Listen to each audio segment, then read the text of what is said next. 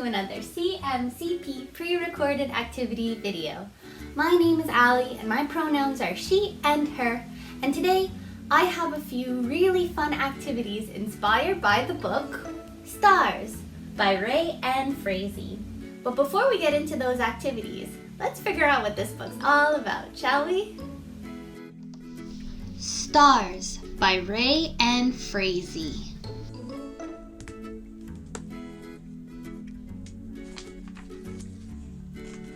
A star is how you know it's almost night.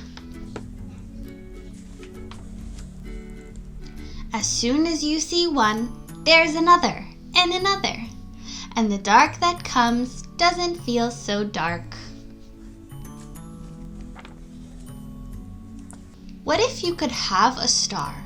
They shine like little silver eggs you could gather in a basket. Except, you can't. Not really. But you can draw a star on shiny paper and cut around it. Then you can put it in your pocket. Having a star in your pocket is like having your best rock in your pocket, but different, because a star is different from a rock. Pin a star on your shirt and you can be a sheriff. Put a star on a stick and you've made a wand. If you hold a wand the right way, you might see a wish come true. Not always, only sometimes. You never know about a wish.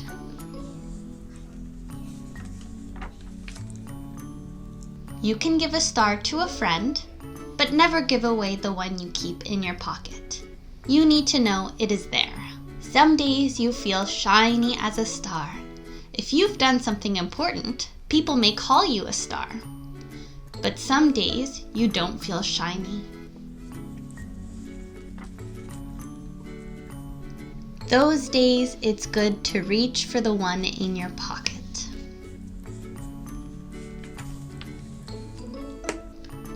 If you ever lose your star, you can draw another. Or you can find one. There are places. Moss, where you might see fairies, is made of green stars. White stars in June grass become strawberries in July. Yellow stars on pumpkin vines become October pumpkins.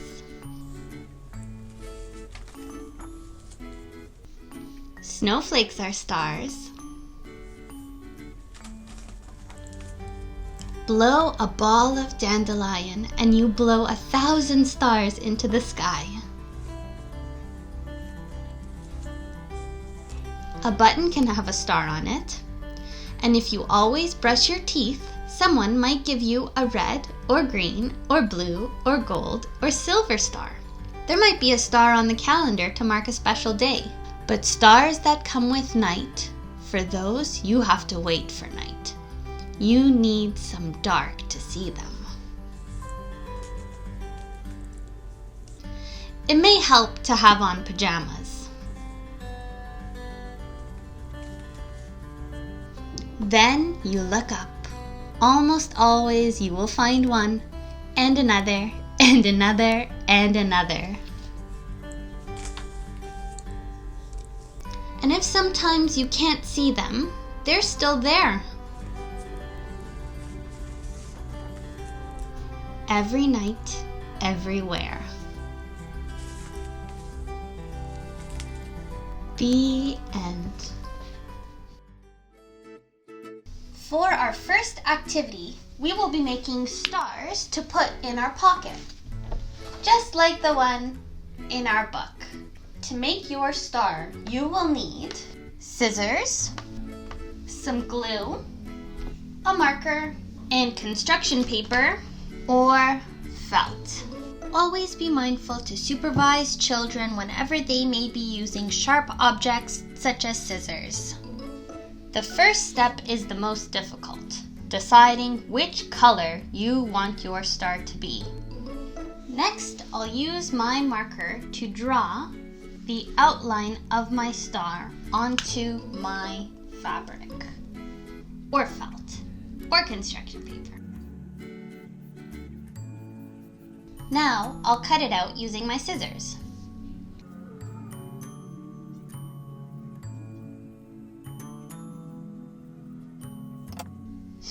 Flip it over, and there's your star. You can stop right here, but I'm going to use blue and purple to add some accents to my star. Maybe I'll cut out some blue triangles.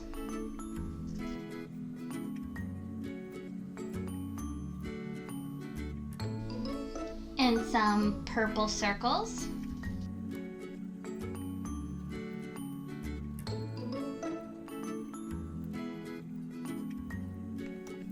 Now I'll use my glue to attach all my little accents to my star outline.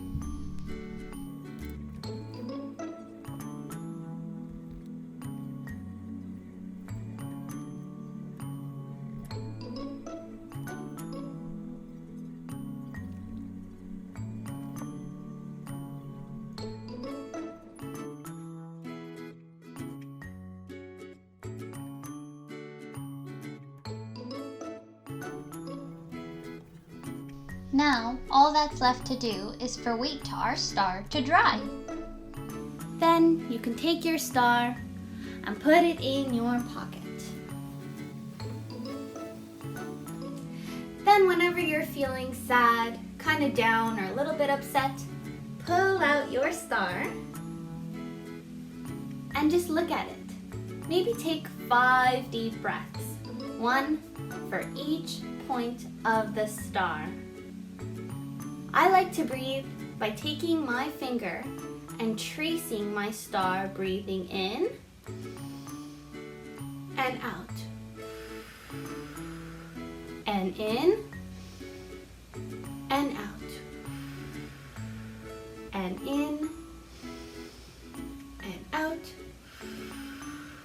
In and out. And in and out. That gives you a little bit of time to calm down. And then when you're done, you can place your star back in your pocket. And hopefully you'll feel a little bit better. For our next activity, we're going to be using a variety of loose parts. You can use whatever loose parts you've got in your home, but let me show you some of the things that I chose to use. Here's what you'll need for the next activity. Some construction paper, any color you'd like, but I'm going to use black to represent the night sky. A bunch of different crayons, any color you like again, but I'm going to use the white crayon just because I chose a black background. Then you're going to need a variety of loose parts. Here I've got some pipe cleaners, a few cotton swabs, different color pom-poms, and some smooth stones or rocks. Remember that when children are handling small, non-ingestible items, they sometimes love to put them where they don't belong. We wouldn't want any of these to end up in their nose or in their mouth. No way. Start off your activity by asking your child to plan out their star. Let's think about what we want our star to look like. Will it have triangle shapes or circle shapes? Will it have squiggles or straight lines? Next, have your child draw out their plan onto the paper.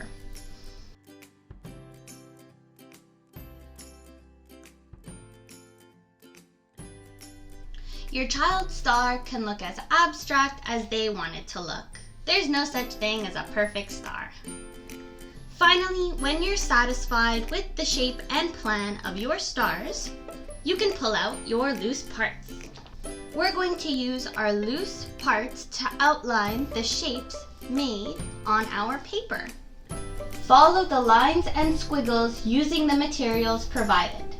You can also use some glue to stick your loose parts onto the paper more permanently if you'd like.